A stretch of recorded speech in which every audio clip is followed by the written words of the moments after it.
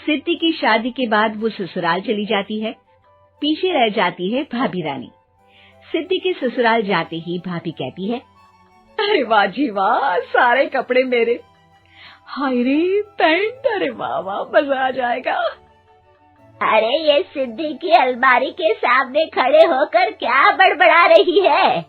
जाकर देख मेहमानों को विदाई की मिठाई मिली कि नहीं। अब हाँ माँ जी, क्यों नहीं, लेकिन पहले कपड़े तो बदल लूं।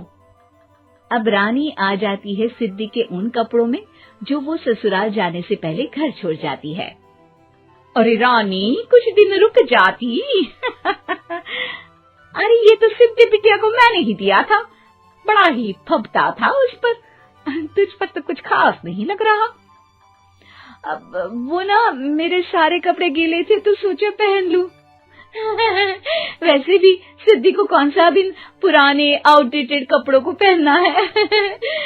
वैसे भी ये सूट तो मैंने तभी पहना था, वैसे खास है भी नहीं ये। हाँ ठीक है, लेकिन ना मेरी सिद्धि पर तो जमता था। सारे मेहमान चले जाते हैं और सिद्धि ससुराल से मायके पहली बार आती है। अपना घर, अपना कमरा, अपनी अलमारी। ये बोलकर जैसे ही सिद्धि अलमारी खोलती है तो सामने उसके कपड़ों की जगह कुछ और ही रखा होता है। माँ, ओ माँ, जरा कमरे में तो आना। सास और रानी वहां पहुंच जाते हैं। रानी ने पहनी होती है सिद्धि की जींस और टी शर्ट। अरे भाभी, ये क्या? ये तो मेरी बड़ी ही महंगी टी शर्ट है, इसे आपने घर में क्यों पहनी है? अरे बहुत मिलती है दीदी ये चौक की मार्केट में, 150 में। ओ भाभी प्लीज, ये एरोपोस्टल है, 2000 की एक टी शर्ट। ओहो, 2000 में तो दीदी 4 साड़ी आ जाए। अब क्या बोलूं?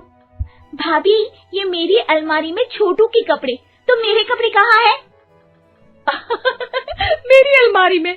अब दीदी आपको कौन से पुराने कपड़े पहनने थे? माना भाभी, लेकिन मैं जब घर आती तो यही सब पहनती ना। अरे तुम तो बड़ी कंजूस हो दीदी। खैर, वक्त आता है जब सिद्धि ससुराल के लिए रवाना हो रही होती है। अरे रानी, अंदर से सिद्धि का गिफ्ट ले आ, लड़की पहली बार ससुराल से मायके आई है। रानी अंदर जाती है और एक सिंपल सी साड़ी लेकर बाहर आ जाती है। ये लीजिए माँ जी। सास बेटी को गिफ्ट देकर ससुराल भेजती है। अगले दिन रानी एक सुंदर सी साड़ी पहनकर सामने आती है। अरे रानी, ये तो वो साड़ी है जो मैंने सिद्धि को देने के लिए दी थी जब वो ससुराल ले जाती, लेकिन ये तूने कैसे पहन ली? अरे माँ जी, ये साड़ी तो मुझे बहुत पहले से ही पसंद थी, लेकिन चिंता ना करिए, मैंने सिद्धि के लिए भी अच्छी सी साड़ी दी है। हाँ।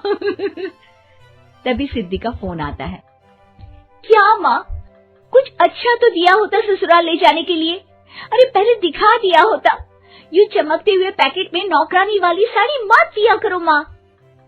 अरे बेटे, वो तेरी भाभी ने ना गलती से उससे पैकेट बदल गया। हाँ, मैं कल ही तेरे भाई के हाथ से तेरा वाला पैकेट भेज दूंगी। अरे रहने दो माँ, आई एम श्योर भाभी ने अभी वही साड़ी पहनी होगी जो तुमने मेरे लिए रखी थी। तुम तो समझ नहीं पाई उनको। खैर छोड़ो, मैं ज्यादा बोलती अच्छी नहीं लगती, रहने दो, आपको उन्हीं के साथ रहना है, फिर बात करेंगे। सास को रानी पर गुस्सा आ जाता है। वो उसके कमरे में जाती है जहाँ वो शादी का एल्बम देख रही होती है। रानी, मार्केट जाकर एक ऐसी ही साड़ी लेकर आ, कल प्रतीक जाकर सिद्धि के घर दे आएगा। अरे क्यों माँ जी, कितनी साड़ी देनी है दीदी को? यहाँ कोई सेल लगी है क्या? अरे चुप कर, मेरे बेटी के हिस्से की साड़ी खुद पहन ली, अब ज्यादा ज्ञान बांट रही है। एक दिन सिद्धि का फोन आता है। माँ, मेरी सास ने आप सबको खाने पर बुलाया है। सारे लोग सिद्धि के ससुराल पहुँचते हैं। खाना खाकर वो लोग निकल रहे होते हैं कि सिद्धि की सास सभी को गिफ्ट देती है। अरे बहन जी, बेटी के घर का खाना खा लिया, यही बहुत है जो आप ऊपर से गिफ्ट भी दे रही है। अरे बहन जी, आप भी कहाँ इन बातों पर विश्वास कर रही है। सास सभी को गिफ्ट देती है, लेकिन रानी को जो साड़ी देती है वो अजीब सी हरे रंग की लाल रंग के बड़ी छाप वाली होती है। अरे छी, ये कौन पहनेगा? सासू माँ को तो जरी वाली इतनी सुंदर, और मेरे लिए ये नौकरानी वाली। अरे भाभी, दरअसल मैं जब भी घर आती थी आप वापसी में ऐसी ही साड़ी देती थी ना, तो माँ ने सोचा कि आपको आपकी पसंद की ही साड़ी क्यों ना दी जाए। बेचारी रानी, बोलती भी तो क्या। सिद्धि और सास रानी का चेहरा देखकर हंसने लगती है, तो रानी समझ जाती है कि अपने ही बिछाए जाल में वो फंस चुकी है।